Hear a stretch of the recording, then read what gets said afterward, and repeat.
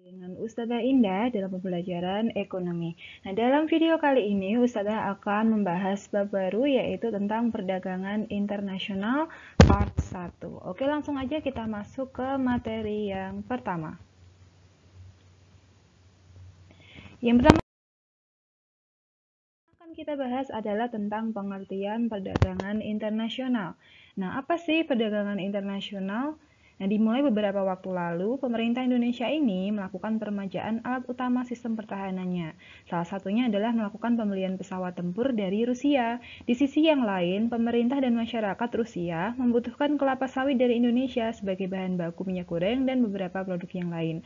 Oleh karena itu, kedua negara melakukan jual beli atas produk yang dibutuhkannya dari masing-masing negara. Inilah yang dimaksud dengan perdagangan internasional, atau bisa kita singkat saja bahwa perdagangan internasional adalah kegiatan jual beli antara satu negara dengan negara lain, baik berupa barang ataupun jasa, dan dilakukan melewati batas daerah suatu negara. Nah, dari kegiatan ini ada dua kegiatan ekonomi yang bisa dilakukan secara perorangan maupun dengan badan usaha. Yang pertama adalah kegiatan ekspor yang pelakunya dinamakan eksportir, dan kegiatan impor yang pelakunya dinamakan importir. Selanjutnya yang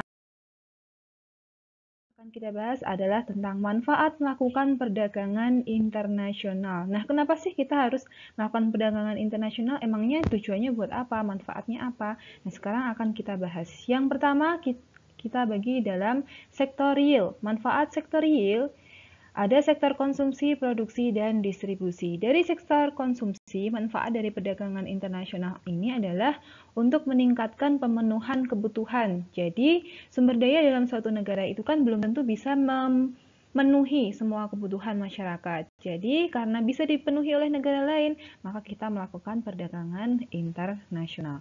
Yang kedua adalah sektor produksi.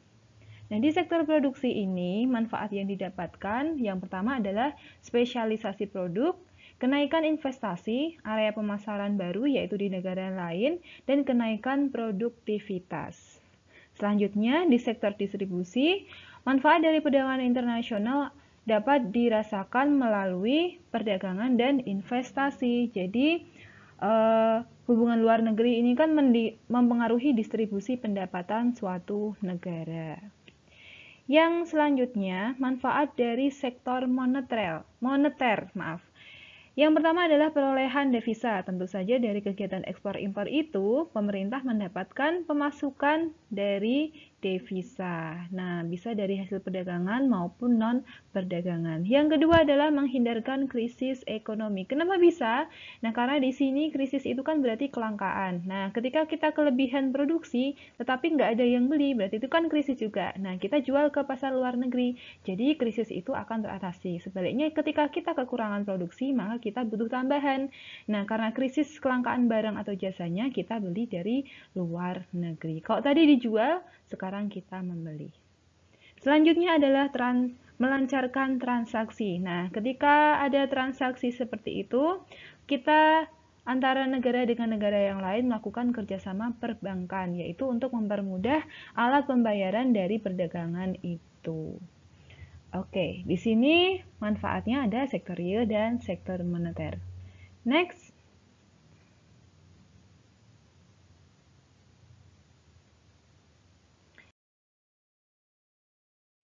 Materi selanjutnya yang akan kita bahas adalah faktor pendorong perdagangan internasional. Nah, kita sajikan 4 faktor. Perdagangan antar penduduk terjadi secara sukarela dan setiap penduduk memiliki kebebasan untuk menentukan untung dan rugi dari proses itu. Nah, salah satu motif yang mendorong terjadi perdagangan internasional adalah bahwa salah satu atau dua pihak itu melihat adanya manfaat yang akan diperoleh jika mereka melakukan perdagangan. Misal negara A, jadi bisa mengonsumsi barang jasa yang diperdagangkan dan negara B dapat memperoleh keuntungan finansial. Jadi, yang pertama faktor pendorongnya adalah adanya keuntungan yang diperoleh.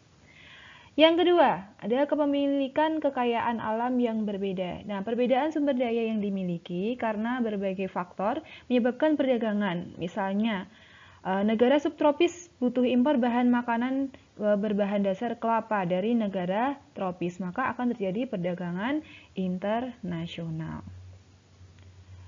Faktor yang ketiga adalah perbedaan kemampuan produksi. Nah, perbedaan kemampuan ini mendorong perdagangan internasional. Misalnya biaya produksi lebih rendah di negara A, jadi harganya lebih murah dan negara lain tertarik untuk membeli dan terjadilah perdagangan internasional. Selanjutnya adalah update teknologi. Jadi faktor pendorongnya adalah untuk mengupdate teknologi, tentu untuk mengoptimalkan kemampuan produksi suatu negara, sehingga biayanya lebih murah dan negara bisa memproduksi barang-barang yang dulu harus impor, sekarang nggak perlu impor. Nah, dan tambahan, ada perluasan pasar produk dan keinginan negara untuk menambah pemasukan melalui devisa. Nah, itu tadi adalah 6 faktor pendorong dari perdagangan internasional suatu negara.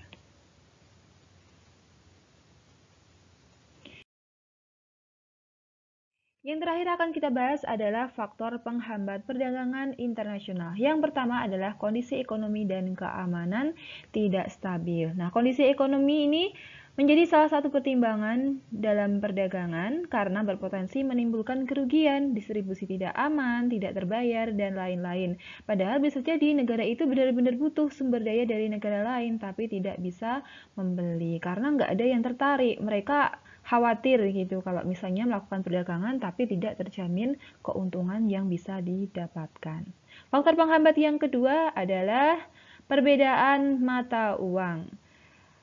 Mata uang setiap negara umumnya berbeda-beda, kecuali dalam kondisi tertentu seperti penggunaan euro di wilayah Uni Eropa. Dalam berdagang, biasanya menggunakan mata uang dari negara pengekspor. Jadi ketika nilai mata uang negara pengekspor lebih tinggi, pengeluaran negara pengimpor jadi lebih banyak. Begitu juga sebaliknya. Nah, agar lebih adil, biasanya akan dibuat perjanjian dengan menetapkan salah satu mata uang sebagai mata uang standar internasional. Misalnya kalau kita sekarang itu yang paling umum dipakai itu kan US dollar Amerika ya, karena meskipun itu harganya juga ada yang lebih tinggi daripada US dollar, misalnya pound sterling dan lain-lain, tapi karena lebih sering menggunakan transaksi itu, maka bisa dianggap sebagai standar internasional. Faktor yang ketiga adalah kurs mata uang asing tidak stabil. Nah, kestabilan mata uang juga sangat diperhatikan untuk memprediksi banyaknya pengeluaran untuk membayar suatu komoditas.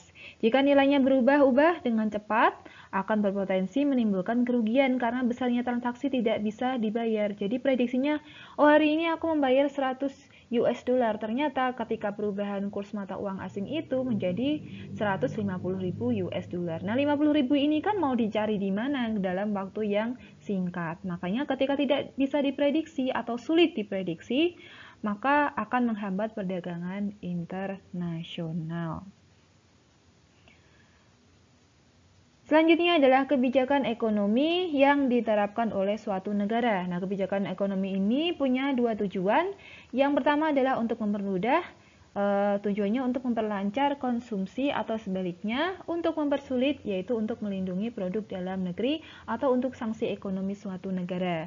Macam kebijakan ekonomi dalam perdagangan internasional akan kita bahas di materi selanjutnya.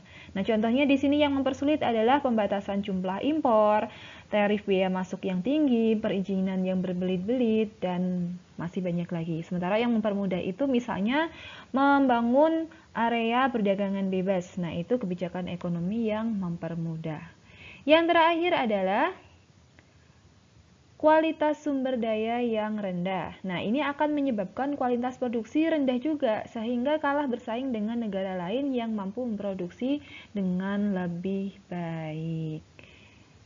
Nah, itu tadi faktor penghambat perdagangan internasional. Sekarang kita masuk ke tugas. Tugasnya kali ini adalah silahkan menganalisis artikel yang sudah Ustadzah lampirkan di bawah. Nah, silahkan dikerjakan di buku tulis, dikumpulkan maksimal Minggu 25 April 2021. Nah, oke, materi kali ini cukup sekian. Semoga ilmunya bermanfaat. Ketemu lagi di video selanjutnya. Wassalamualaikum warahmatullahi wabarakatuh, and see ya.